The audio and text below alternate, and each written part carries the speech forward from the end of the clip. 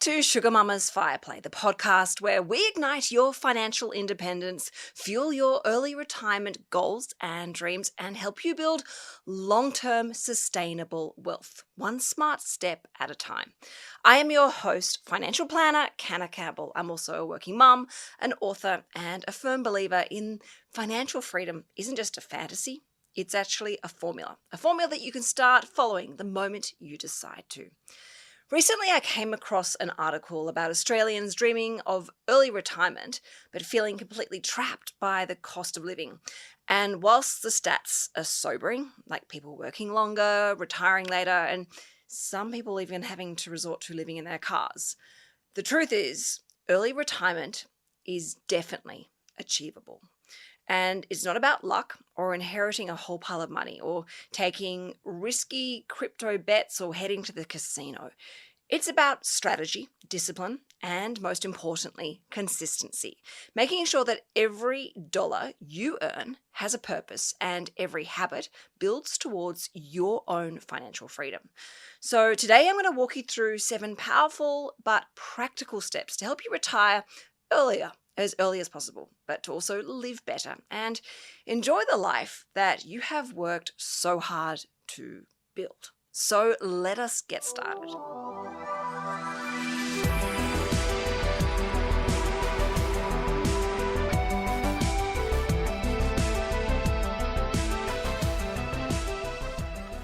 Okay, before I begin, I just want to do a quick reminder that everything in today's episode and all my other episodes is always general in nature and for educational purposes only. It's never product advice, strategic advice, or investment advice. Please go and see a financial planner when in doubt.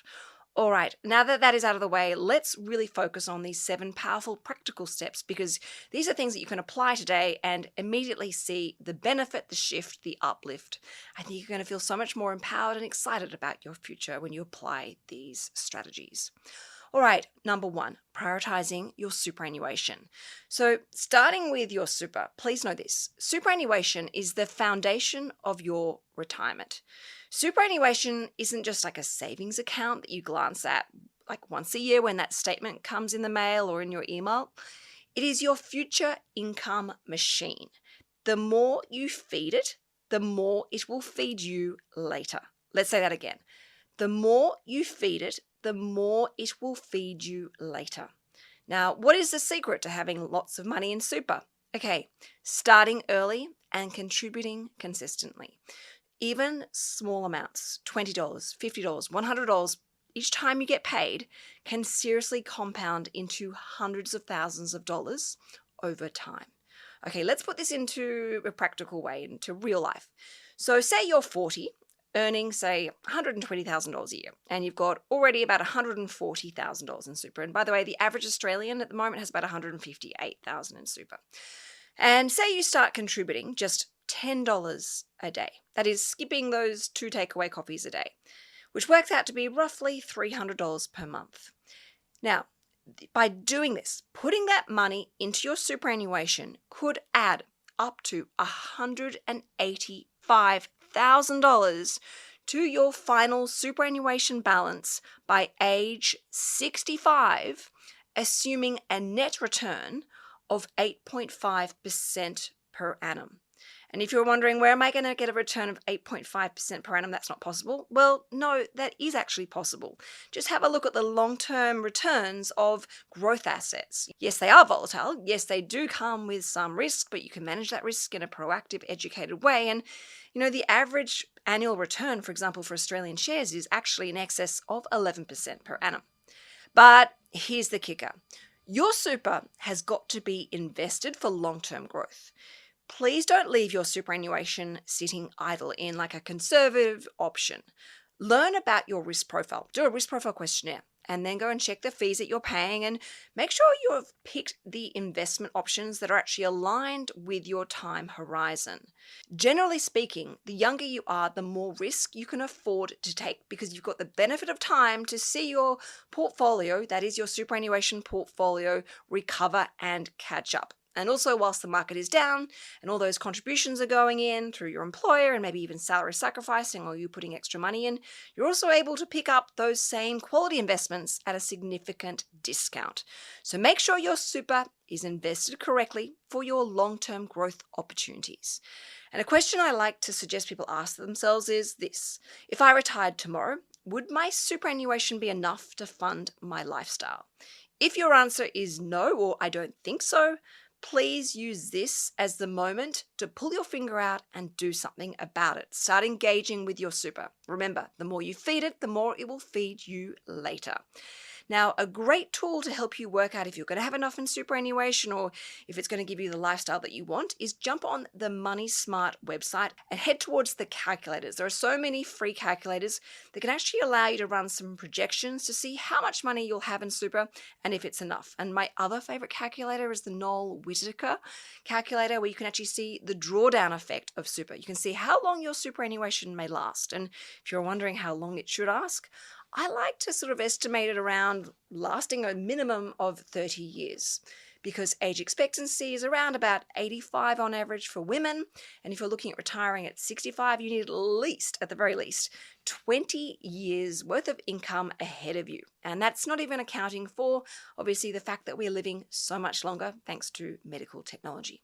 All right, number 2, manage your debt wisely. The moment your superannuation is working for you, the next step is to make sure that your debt isn't working against you. Debt can easily, and I'm talking about the toxic debt here, but easily and quietly eat away into your financial freedom. You want to aim to be completely debt-free before retirement. Again, I'm talking about toxic debt here, like the home loans, the car loans, the personal loans, the credit cards, buy now, pay later. I'm not necessarily talking about investment debt as such. So please make sure you prioritize paying off your home loan before retirement, paying off those car loans, all those credit cards, because every dollar that is no longer going towards repayments and expensive interest now becomes income that you can actually enjoy completely for yourself. And you can spend that money that was originally going towards mortgage repayments, for example, on a holiday overseas, or helping out family, or giving more to charity, or just enjoying more cash flow and greater peace of mind. So please focus on the high interest debt first, and then start tackling the smaller ones like the home loans. Make extra payments the moment you can with pay rises, with tax refunds. Give every dollar a job. Try and round up your repayments. So for example, if your mortgage repayment is say $2,950, try and make it $3,000 a month. I guarantee within a couple of months you won't notice that extra $50 per month going to your home loan, but it will make a massive difference in helping pay your home loan off so much sooner and also save you valuable interest. So please make sure you align all your payments with your pay cycle and review it every time you get paid, and review your finances every year to make sure that you're on track to being debt-free prior to retirement. Another question I like to ask people, or suggest that they ask themselves, is, if I paid off all my debts, how much less income would I need to be able to retire comfortably? Now, when people answer this question, they realize, well, if I had the home loan paid off, I could actually retire 5 years earlier. Or actually, if I had my home loan paid off completely, I wouldn't need to draw $80,000 a year. I could actually probably live off $60,000 a year, which can then mean that my money will last longer, or I can retire earlier. It's a really powerful question that can really get you thinking about where you stand today financially and where you want to land. Number 3 is investing outside of super. If super is your long-term safety net, investing outside of superannuation is your bridge to early retirement. Think about dividend-paying shares. Think about exchange-traded funds, listed investment companies, one of my favorite, or even a small investment property if you can afford to. These are the assets that are going to help create and pay you passive income before you can access your super. This is really important. You don't want to have all your money tied up in super and then go to retire and realize you can't actually access it until you meet a condition of release, which for a lot of us is going to be sort of around 65. This is why investing outside of super is very powerful, because you can lean on that money and rely on that money and live independently off that money when you have an investment portfolio in addition to super. So how do you get started? Very simple. Just start small. You could start with $1,000 up front and then add, say, $300 per month. $10 a day. Again, you're skipping those takeaway coffees or skipping that muffin or that banana bread, and just do this. Set and forget. Set it up in an automatic way so you don't even think about it. You just do it. It's a regular investment plan, and let this just sit there, reinvest every single dollar for 25 years. Now, that could result in a portfolio worth in excess of $318,000. Again, using the same net return of 8.5%. And that $318,000 investment portfolio is paying you thousands of dollars each year in annual passive income. Now, you can jump on the SugarMamma website and plug in this formula, and you can see exactly for yourself how much passive income that portfolio will pay you, particularly when you consider growing income bases, such as Australian industrial shares, which is why I love listed investment companies so much, because the income grows over time. And a classic example is to jump on the Whitefield website. And again, this is not investment advice or product advice, but you can see how Whitefield has steadily increased their dividend year after year on average of about 5% per annum. So your passive income is just growing. It's like putting up your rents on an investment property 5% every single year. And the passive income is how you buy time, flexibility, and that choice. It is the true, authentic definition of wealth and financial freedom. And it's what the SugarMamma philosophy is all about. Grow your passive income from investing. All right, number 4, stop wasting money on junk. This one is really simple, but so powerful. It's one that we unfortunately always need to be reminded of, including myself. So stop buying the things that just don't serve your long-term happiness. Every impulse spend at Kmart or Bunnings isn't just costing you money, it's costing you time. Think about that, the time. Before you go and buy something else, ask yourself, will I still love this in 5 years? Will this still be in my home? Will I still be using it every single day or using it on a regular basis and still valuing and appreciating it? Would I rather have this now or have one more day being closer to financial freedom? For me, that's a big catalyst because it really helps anchor my goals back in me and, I guess almost make me reflect as to what's really important, whether I want instant gratification or if I want long-term stability and security. I want the latter. And, one of my favorite money mantras when I go to the shops is, and I'm buying something for myself, is, will I love, value, use, and appreciate this? And if I can't answer that with my hand on my heart, I simply put it back and have a think about it and come back to it later. Now, so many times I've completely forgotten about that particular purchase. And thank goodness, because my bank balance and my investment portfolio has thanked me for this habit. So when it comes to shopping, please think about, the long-term love behind that purchase and the long-term love of your own stability, mental health, and financial well-being. Stop getting caught up in that short-term thrill, that dopamine hit that is just really fleeting and actually often leaves us wanting more. Go and look at simplifying your life. Simplify your pantry, your fridge, your freezer, your wardrobe, your home. We don't have to clutter our homes with so much furniture and decorations. When we fill our lives with so much stuff, we end up robbing ourselves of time, having to maintain those things, having to clean around those things, having to take care of those things. There is so much to be said in living a really simple but meaningful life. So look at what you can cull, remove, and simplify in your life to have a greater sense of lightness and so much more clarity. It's something very powerful behind the minimalism movement. And remember, financial freedom often begins with not actually wanting more, but wanting less and being so grateful for what you actually intentionally choose to keep around you. All right, number 5, create a profitable side hustle or part-time gig. So we're going to focus now on the income because there's obviously so much you can cull from your life. A side hustle isn't just about money. It's about maintaining a purpose, having a connection to the community and people around you and keeping a skill and staying relevant. This could be something like tutoring a language or a musical instrument, or helping a child do their maths homework, or a science project.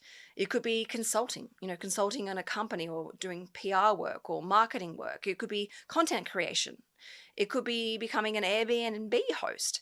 It could be buying and selling vintage finds online.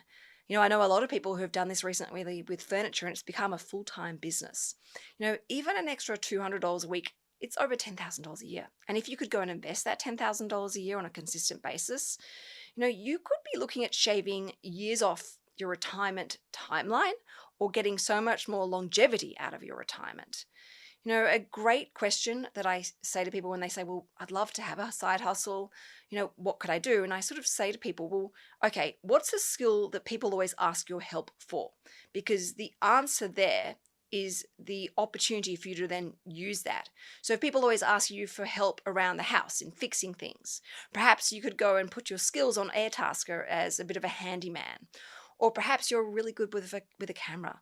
You could then turn your photography skills for events, for weddings, for parties, to capture beautiful photographs of, people with their pets. You have the ability to turn your skills, your passions, and your talent into extra income. And I would always say, whatever you decide to do, make sure you're genuinely enjoying doing it. All right, next is downsizing. Consider downsizing. For the homeowners, this can be a game changer. When you downsize, you free up so much equity, and most often it's tax-free equity. And when you downsize into a smaller home, we often reduce those maintenance costs. We don't have a garden to take care of or a swimming pool to take care of, or, they're just the roofs, the fencing, all those things can be really expensive to maintain. And obviously the insurance is more. So if we can look at downsizing our homes, and it doesn't necessarily mean moving from a house into a studio apartment. It might be going from a house to a smaller house, or a house to a townhouse, or a townhouse to a beautiful apartment. We dramatically increase our flexibility because we don't have to fund so much in just maintaining the home. And if you're over 55, you can actually look at potentially contributing up to $300,000 tax-free into super using the downsizer contribution rules. Now, of course, go and see a financial planner about this, but the opportunity behind this is huge, and more Australians are picking this up. But it means that decades of extra income can go into your super, which are going to potentially serve your retirement for a very long time. And it's not about losing your dream home. It's about creating your next dream lifestyle, one with so much less stress, so much less maintenance and expensive ongoing costs, and so much more freedom. And I know a lot of people who have done that, particularly, retirees, self-funded retirees, and they love the simplicity of the fact when they go on holiday overseas for a month, they lock the door and they walk out the door, and they don't have to worry about a storm coming through and the pool needing to be cleaned and the garden growing wild. They walk in the door, open it up, and everything is just as they left it. They love that simplicity and that ease and that just get on with your life. It's great. And then finally, number 7, have clear goals, which should be reviewed every 6 months as an absolute minimum. The people who retire early in life haven't just been dreaming about it, they've been planning for it, proactively planning in a strategic manner. They have set clear, measurable goals that they have reviewed on a regular basis.